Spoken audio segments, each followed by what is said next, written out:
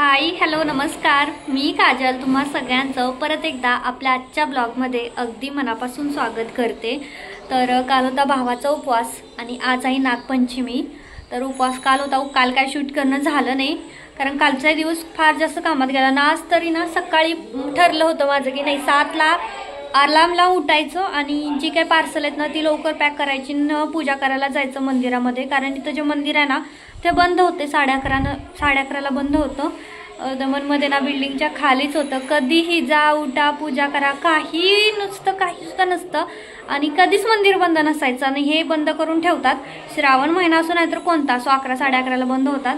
चाललं होतं सकाळी लवकर उठूनच करायचं, पण पार्सल पॅक करता करता मला ना 11:15 वाजले। 11:15 वाजता उठले, म्हणजे आज आंघोळी खूप लेट झाली। मग 11:15ला उठले, रुद्रला आंघोळ घातली, स्वतः आंघोळ केली, त्याला तयार केलं, त्याच्यासाठी जेवण बनवलं। आता मी तर उपवास नव्हते सोडू शकत कारण पूजा केल्याशिवाय आमच्या इकडे कसं वारुळ आधी पूजायचा आणि त्याच्यानंतरच मग उपवास सोडायचा। तर मग वारुळ नाही कमीत कमी मंदिरात तरी म्हणजे दूध वगैरे वाहणं हे तरी खूप जास्त म्हणजे त्याच्या पूजेमधला महत्त्वाचा भाग आहे दूध वाहणं, तर ते तरी करायचं होतं पण काही एक झालं नाही, खूप लेट झाला।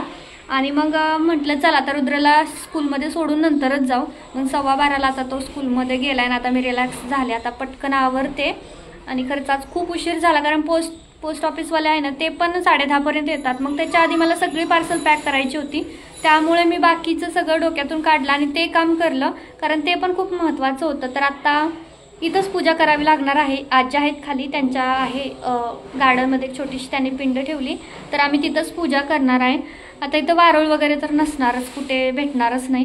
तर चला आता पहिलं पूजा करते आणि त्याच्यानंतर आता बाकीचं काम जे आहे ना तर ते करणार आहे।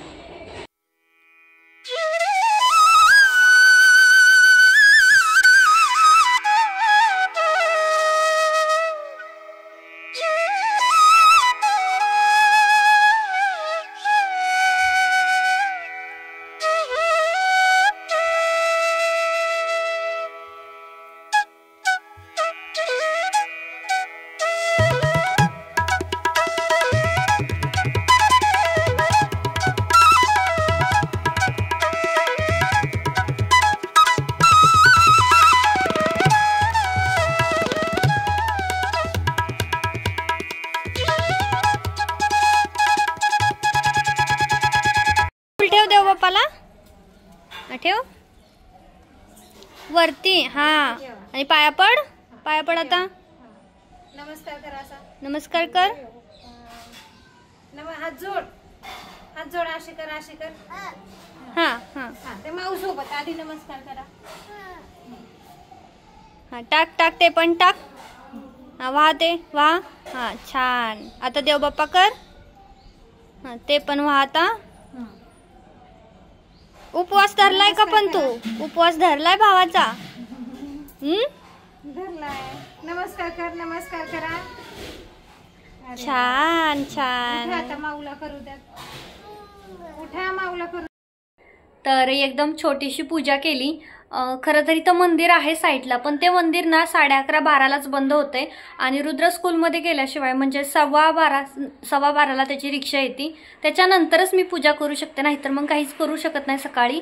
आणि आजची तर सकाळी खूप जास्त फास्ट म्हणजे खूपच धावपळीत गेली, त्याच्यामुळे माझं चाललं होतं थोडंसं लेट आणि शेवटी आता सोडला भावाचा उपवास। आता सोडायचा, चला आता अजून उपवास नाही सोडला, तशी पूजा करून आलो। घरात पण माझ्या पण महादेवाची पिंड नाही आहे आणि निकिताच्याही घरी नाही आहे, पण आजी आहेत, आजीनी बाहेरच ना अशी गार्डनमध्ये छोटीशी आपली पिंड मांडली आणि त्यांना इतकं माहीत आहे ना त्याच्याविषयी, खूप असं माहीत आहे, म्हणजे एकदम आमची मंदिरात झाली नसती एवढी छान अशी पूजा त्याने आमची करून दिली, खूप मस्त पूजा झाली। तर आता हा जो राडा पडला ना तो मला उचलायचा आहे आणि हे पण करायचं आहे, आवरायचं आहे आणि लगेच बाकीच्या कामाला लागायचं, कारण सकाळचं अर्धवट काम अर्ध तसंच शिल्लक राहिलंय, तर ते पण आता मला कंप्लीट करायचं आहे। तर चला आता पहिल्यांदा ना साडी बघू आता ठेवायची की हे करायचं विचार करते आणि आता पहिलं उपवास सोडणार आहे, त्याच्यानंतर मग बाकीचं काम असेल ना ते करणार आहे।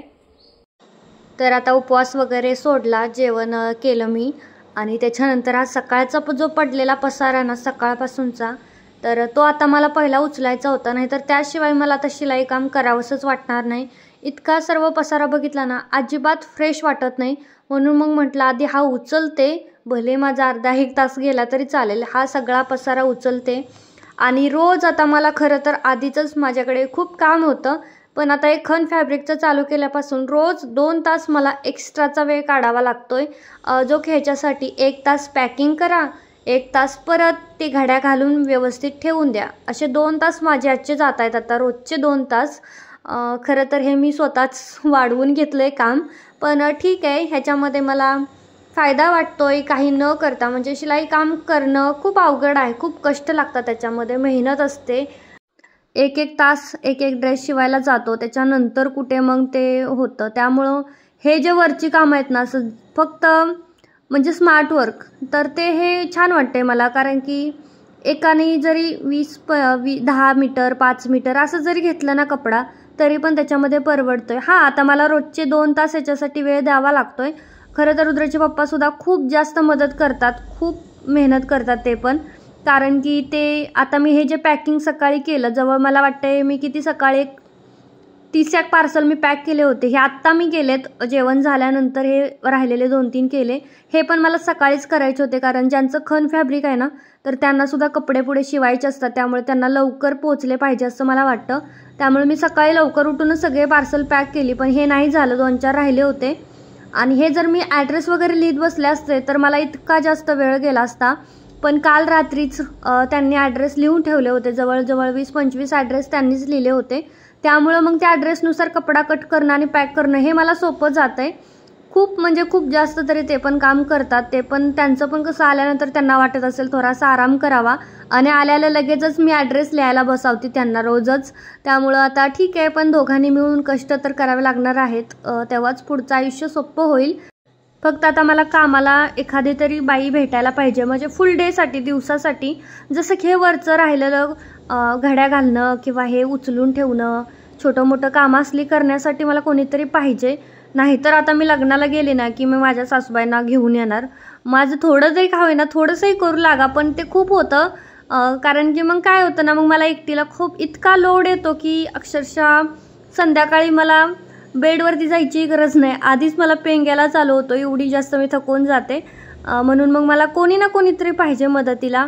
आम्ही विचारले आता 1-2 जणांना, बघूयात आता कोणी भेटलं तर. दमनमध्ये माझ्या हाताखाली 3-4 म्हणजे झाल्या होत्या बायका, पण आताही ते खूप अवघड झालं आहे, खूप ओळखीचंही कोणी नाही आहे. आणि इथे सोसायटीमध्ये तर विषयच येत नाही, कारण सोसायटीमधली लोकं तर काय मोठी लोकं, बिझनेसमॅन मोठी, ते तर काय असलं आपल्यासारखं छोटं मोठं काम करणार नाही. त्यामुळे मग आपल्याला आपल्यासारखीच अशी बघावी लागणार आहेत बायका. सांगून ठेवलं आहे दुकानदारांना, 1-2 दुकानवाले आहेत त्यांना सांगून ठेवलं आहे. तर आता बघूयात कधी भेटतायत ते. तर आज जरा लवकरच घरातलं आवरलं, 5:30-6 वाजताच, कारण की मला हे बाहेरचं पण झाडून घ्यायचं होतं. होतच नाही आहे, पाऊस पण येतोय, थोडा चिरचिरासा पाऊस येतो, त्याच्यामुळे ते सुकल्याशिवाय झाडू मारता येत नाही. तशी घाण होत नाही, पण झाडू मारायला पाहिजे, थोडा असं धूळ वगैरे राहते ना. तर तेच मी आता म्हटलं पटकन. रुद्राच्या पप्पांनी मला मेसेज केला होता की आज थोडंसं काम बाजूला ठेव आणि खालीपर्यंत सगळं झाडून घे म्हणून. होत नाही, मी थकून जाते संध्याकाळपर्यंत. मग मी म्हणते मग कुठं घाण झालंय, जाऊ दे उद्या झाडते. आणि हे जे स्पेस आहे ना इकडचा बाहेरचा, इतका म्हणजे मोठा आहे ना की मी इथं जास्त दिवस राहणार असते ना, तर मी याच्यावरती इतकी जास्त झाडं लावली असती ना की पूर्ण नुसतं गार्डन करून ठेवलं असतं. पण आता आमचं असं चाललं आहे की रेंट आपल्याला परवडत नाही, घर जरी कितीही मोठं नाही स्पेस असलं तरी. त्याच्यामुळे एखादं वर्षभर ठीक आहे, पण पुढच्या वर्षीचं माहीत नाही, पुढच्या वर्षी बघू. त्यामुळं मग नंतर ते हलवणं खूप अवघड जातं, इतकं जड जातं ना शिफ्टिंगचं काम फार जास्त. तर आता मी इथं बाहेर आले होते आणि आता 2 मोबाईल माझ्याकडे झाल्यामुळं एकानं मी शूट करू शकते आणि एकानं आपलं कॉलिंग वगैरे हे सगळं करू शकते. कारण रुद्राच्या पप्पाचे फोन येत होते, ते गेले होते, जे पॅटर्न मी गणपतीचे दिले होते ना प्रिंट करायला, तर तेच घ्यायला गेले होते.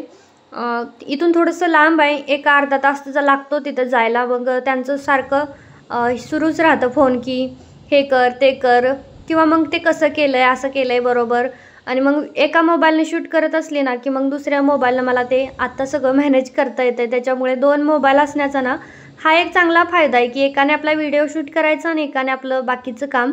त्याच्यामुळे एका मोबाईलवरती लोड येत नाही, नाहीतर इतका गरम व्हायचा ना मोबाईल की हात पण नाही लावासा वाटायचा.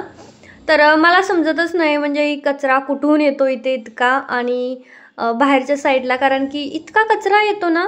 झाडाची पानं तर पडतात पण कागद वगैरे कुठून येतात काय माहीत. आणि येतात आणि बाकीच्यांच्या कोणाच्या समोर नाही आणि माझ्याच्या झाडाच्या तिथं अडकतात, तिथून हालतच नाही. नाहीतर वाऱ्याने इकडे तिकडे जातात ना, पण माझ्याच इथं येतात. त्यामुळं मग मला ते साफ करावंच लागतंय. मी विचार करते इथं दुसऱ्यांच्या झाडाच्या समोर कसा कचरा अडकत नाही, माझ्याच झाडाच्या समोर इतका कुठून कचरा अडकतो काय माहीत.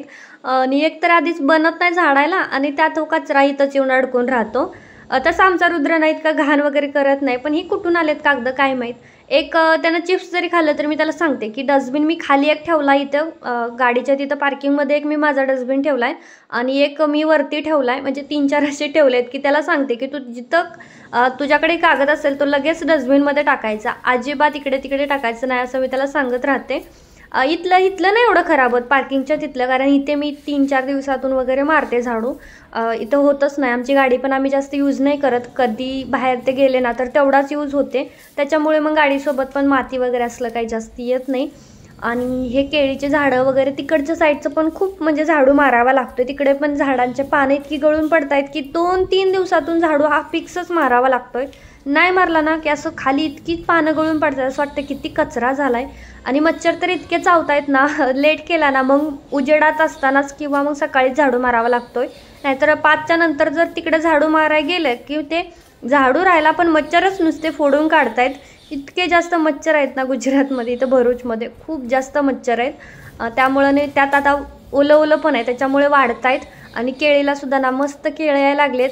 दुसरं काही तर नव्हतं पण आम्ही टेकन म्हणून ना एक काठी लावली, मी रुद्राच्या पप्पांनी काल लावली. त्यांना म्हटलं उगाच झाड मोडलं ना तर खूप वाईट वाटेल, त्याच्यापेक्षा आपण आपल्याच्याने जेवढं होतं तेवढं करूया, म्हणून आम्ही ती टेकन काठी लावली.